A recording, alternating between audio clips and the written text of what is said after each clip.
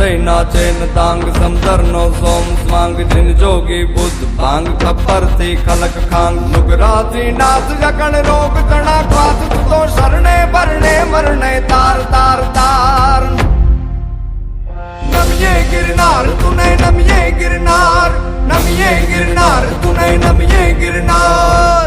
તો વરસાદી વાતાવરણ વચ્ચે અમે પહોંચી ગયા છીએ જુનાગઢ। જય શ્રી કૃષ્ણ મિત્રો, આજે જન્માષ્ટમી છે। તમે જે અમારી પાછળ જોયું તે હતું જૂના અખાટા જુનાગઢના, અને અમે હવે આવી ગયા છીએ સુપ્રસિદ્ધ શંકર ભગવાનના શિવાલયમાં ભવનાથ મહાદેવ મંદિર। અહીં રામ નામનો પથ્થર મંદિરના પરિસરમાં મૂકવામાં આવ્યો છે, જે પાણીમાં તરે છે। મંદિરમાં ભગવાનનું શિવલિંગ છે। મહાશિવરાત્રિના તહેવારે આ પવિત્ર સ્થાનનું ખૂબ જ મહત્વ છે।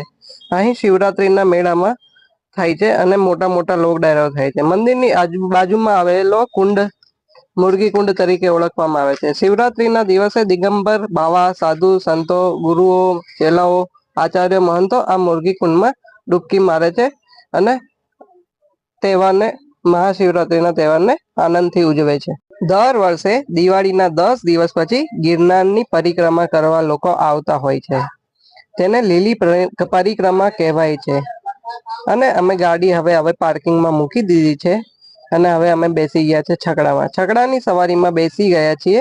બધા છકડામાં બેસીને રોદાવાળી સવારી કરીને બહુ જ મજા કરી રહ્યા છે। હવે અમે જઈ રહ્યા છીએ દામોદર કુંડ।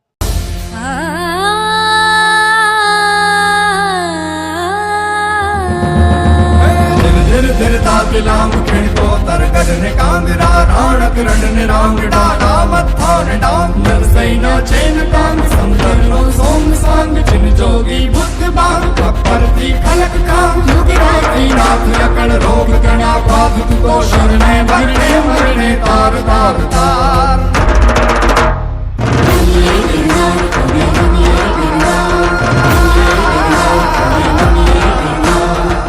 સંત સુરા અને સાવજથી રક્ષાયેલું આ ગિરિક્ષેત્ર અને હજારો વર્ષોથી અડગ રહીને તપ કરતો આ ગરવો ગિરનાર, ભગવાન સોમનાથના ચરણ પ્રખારતો આ સમુદ્ર, ગીરને પોતાની ડણકથી ગજાવતા સિંહો, એક જ ભૂમિ પર આવું વૈવિધ્ય એ ભાગ્યે જ જોવા મળે છે। ઉપરવાળાએ છૂટા હાથે અહીં પ્રકૃતિ અને સંસ્કૃતિની લાણી કરી। દામોદર કુંડમાં ગિરનાર પર્વતનું પાણી આવે છે। દામોદર કુંડથી હવે અમે જઈ રહ્યા છીએ અશોકના શિલાલેખ। રાજા અશોકના શિલાલેખ એક હેરિટેજ ગણવામાં આવે છે। એક વિશાળ મોટા પથ્થરની ઉપર લિપિ ભાષામાં લખાણ છે। અશોક રાજા દ્વારા શિલાલેખ બનાવવામાં આવ્યો હતો। આમ તો જૂનાગઢમાં તો ઇતિહાસનો ખજાનો ભર્યો છે। 33 કરોડ દેવી દેવતાનો વાસ છે ગિરનાર પર્વતમાં એવું કહેવાય છે। જૂનાગઢમાં જોવાલાયક ઘણા બધા સ્થળ છે, તેમાંનું મુખ્ય સ્થળ છે ગિરનાર પર્વત। ભારે વરસાદ અને ખરાબ વાતાવરણને લીધે રોપવે બંધ છે। અમે આજે ગિરનાર પર્વત નહીં જઈ શકીએ। તો હવે અમે જઈ રહ્યા છીએ પાર્કિંગ તરફ। અમે હવે છકડામાં બેસી ગયા છીએ। છકડામાં બેસવાની ખૂબ જ મજા આવી ગઈ છે। છકડામાં બેસીને હવે અમે જઈ રહ્યા છીએ પાર્કિંગમાં। ત્યાંથી હવે અમે જઈ રહ્યા છીએ દાતાર હિલ, જે ગિરનાર પર્વતથી નાનો છે। દાતાર હિલ પાસે અંગ્રેજોના જમાનાનો ડેમ આવેલો છે, વિલિંગડમ ડેમ। વરસાદી સિઝનમાં આ ડેમ ઓવરફ્લો થાય છે, જે જોવાની ખૂબ જ મજા આવે છે। ડેમ ઉપરથી પર્વતનો નજારો રોમાંચક લાગી રહ્યો છે। પર્વત ઉપર ઘણા બધા નાના મોટા ધોધ દેખાઈ રહ્યા છે।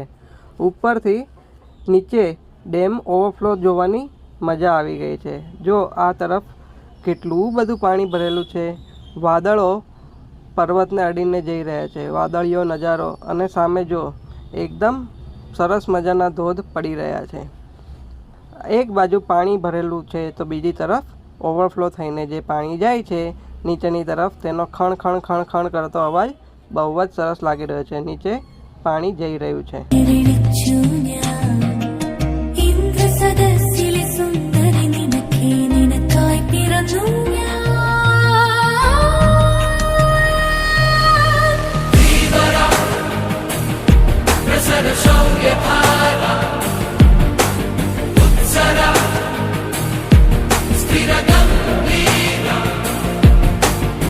બપોરનો સમય હતો અને લાગી હતી જોરદાર ભૂખ, તો અમે આવી ગયા છે કુંભકરણ થાળીનો સ્વાદ લેવા, જે જૂનાગઢની ફેમસ ડીશ છે।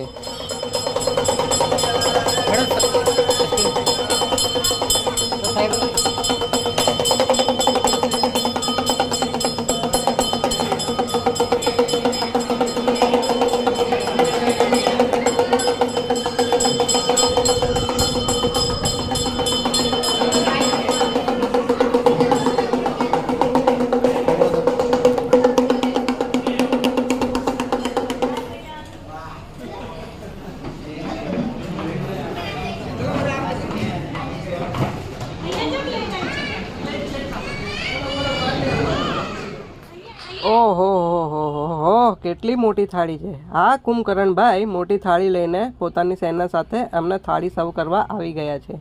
થાળીમાં ઘણી બધી વાનગીઓ છે. આટલી મોટી થાળી જોઈને જ ધરાઈ જવાય. સ્વાદમાં સુપર જમવાનું છે. આ થાળીને અમે બધા જ ચટ કરીને અને પછી અમે વડોદરા જવા નીકળીશું. અમને ખબર પડી છે કે વડોદરામાં ખૂબ જ વરસાદ છે અને પૂરની સ્થિતિ સર્જાઈ ગઈ છે, તો અમે અમારી ટૂર અહીં જ પૂરી કરીએ છીએ. Thank you.